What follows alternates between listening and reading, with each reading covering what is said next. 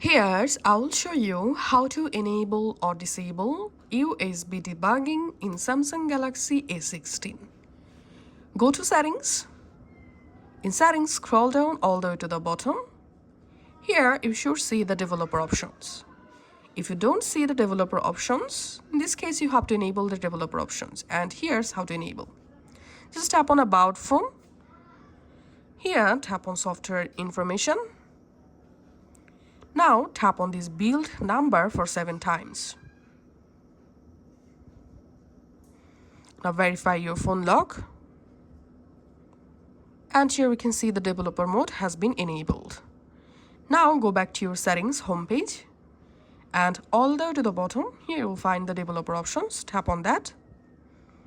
Now if you scroll down a little bit, here you will find USB debugging. All you have to need is just toggle this switch on. Tap on OK, and you have successfully enabled USB debugging in your Samsung Galaxy A16 device. And to disable USB debugging, just toggle this switch off. And this is how we can do it. Thanks for watching.